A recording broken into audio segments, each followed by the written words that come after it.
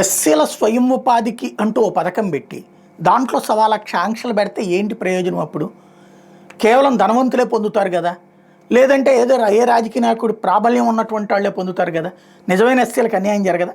ఆలోచించాల్సిన సందర్భం. తాజాగా దీనికి సంబంధించిన మార్గదర్శకాలు పెట్టారు. ఏమని? ప్రతి యూనిట్ ఏర్పాటుకి లబ్ధిదారుడు 5% వాటాగా చెల్లించాలి.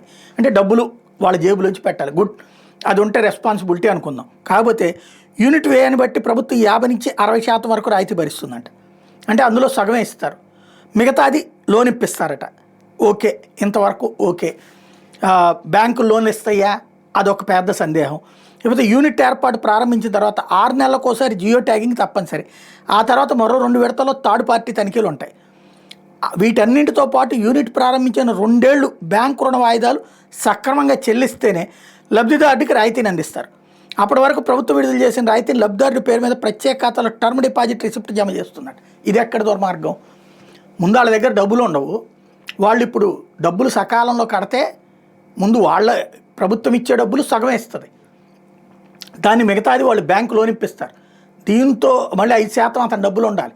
ఇవన్నీ కలిపిన తర్వాత అతను చివరికి ఏంటయ్యా వీళ్ళకి వచ్చేటటువంటిది ఏ ఆటోలో లేకపోతే వ్యవసాయానికి డ్రోన్లో ఎట్లాంటివి అంటే చేసేది. ఇది తీసుకుని వీళ్ళు దాంతో సంపాదించుకుని వీళ్ళు కిస్తీలు 2 ఏళ్ల పాటు కడితే అప్పుడు ఈ డబ్బులు ఇస్తారట. ఇంకా అక్కడ ఏం ప్రయోజనం ఉంటుంది?